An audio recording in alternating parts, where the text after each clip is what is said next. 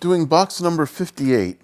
It's been several weeks since I did a box. I've got like 30 waiting to be uploaded. And well, actually, I uploaded them all, but now I have to start tagging and adding descriptions and such because I think that's really where the value is. Not so much, well, partly in opening the boxes, but also saying, oh, this one is furry history. And then people interested in furry history can say, ah, yes, there it is. But anyway, this one I suspect is going to be quite dull. It's very light. It might just be like some blankets or something like that. Or maybe not. Let's find out. Okay, let's get this up like this. Oops. Ah. I am a professional. There we go. Just like this. And let's see. Well, that's cute. I got this when I was in the Netherlands in 2013. It's the handover from Queen Beatrix to Willem-Alexander, King Willem-Alexander. And is there anything in here? No. What a waste of space. I don't know. I'll probably put sex supplies in there. That's what I'll do. So I can honor the Dutch royalty whenever I have sex. And it does look like it's clothing. But let's see if there's anything interesting. This looks like overalls, pants. Try that later. Fact sheet 5. This is the thing that made me think that, yeah, this would be interesting to open. And I mean, this is why I'm actually going through it. Fact sheet 5 is or was basically a magazine about magazines, or specifically about zines, all the little things that people put out in the 90s. And again, I don't know the details of the publication. But the interesting thing is that the shirt is by Freddie Baer, who also designed my first book, Bisexuality, a Reader and Source Book, in 1990. And she did a lot of work for zines and anarchist outlets and such. And what she did was she cut up old books using a blade. Of course, this was pre-computer. Well, not really pre-computer, but she was a bit of a Luddite in that sense. She resisted using computers, and I think she eventually did decide to start scanning instead of destroying these old, valuable Gustave Doré books. But anyway, she has quite a following. She never signed her work. She kept true to her anarchist feelings of just like, do it, let it into the world.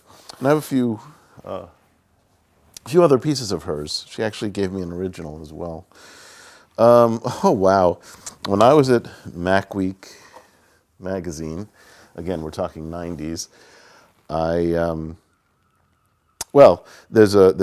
was a column called Mac the Knife, which was written anonymously, and they made these T-shirts because everyone was wondering, oh, who writes Mac the Knife? Who is Mac the Knife? And they gave out these T-shirts so we could all sort of troll everyone. I do know who Mac the Knife was. I'm not saying even now. Oh, good. Hoodies. Looks like there's actually a fair number of old computer things. This is Apple's Worldwide Developer Conference, 1996. Ooh. Is there anything on the back? Nope, just that. Okay. Aha, good. I do have at least one other Yiffy Lube t-shirt.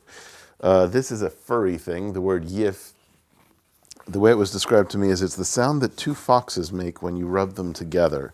Basically, it means like furry sex. It looks like I've worn this shirt because I can see a little hole in it. But yeah, it's a parody of Jiffy Lube and ha ha ha. I printed like 5 or 6 dozen of these, maybe a little bit less. Way back when, screen printed, we're talking 1999. And I wore one recently to a convention, and people still recognized what it was, and I thought that was pretty cool, because I figured they'd all be too young, and I don't think Jiffy Lube is anywhere near as big as it used to be, but they do still exist in America. Okay, I'll just do this so that it's a little easier to show t-shirts. Here's another Freddie Baer. She had a T-shirt of the month club that I belonged to. So I got a bunch of these, and I think I still have most of them. I always thought they were valuable and worthwhile. And I mean, valuable, I wonder if there's any financial value to them, but they have the same way that there's truthiness, they have valuableness, if you know what I mean.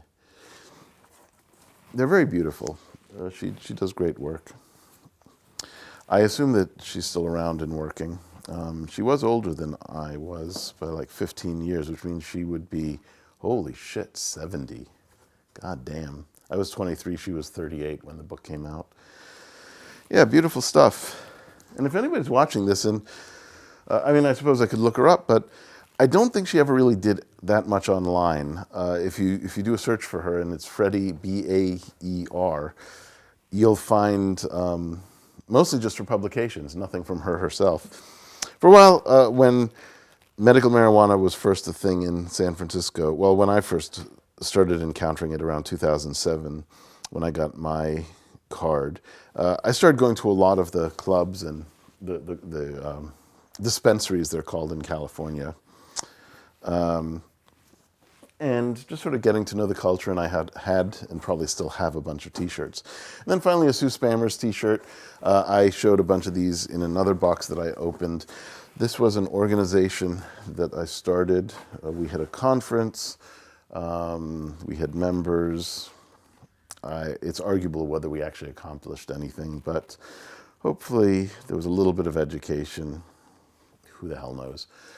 Yep, as I said, not the most interesting box, but still a few pieces. Just wanted to add a little note here because I pulled out what I thought was a pile of hoodies, and it turns out to be one very thick hoodie celebrating 15 years of the Kilowatt in San Francisco, which is a bar that's been going, wow, almost 30 years now. That's amazing. If I go back next year, maybe I'll pick up a 30-year shirt or hoodie. It's on 16th Street, sort of across from the Roxy Theater, if I'm correct. But they are still around. I looked them up, and look at this really nice embroidered front. I'm definitely going to be wearing this sometime soon. Very pretty. Here I am again, still working on that box with the pile of hoodies, which I then said was one hoodie, which I then found out was interesting, and now I just discovered that another one of them is interesting. That'll school me not to just dismiss things and start opening them up. This is the other hoodie. It's from Barack Obama's inauguration. I don't remember how I got this. I might have just bought it at a vintage store. Relatives of mine, my sister, did go to the inauguration, so it's possible that it's from her. I think others might have, but I know for sure that she did. Anyway, that's kind of interesting.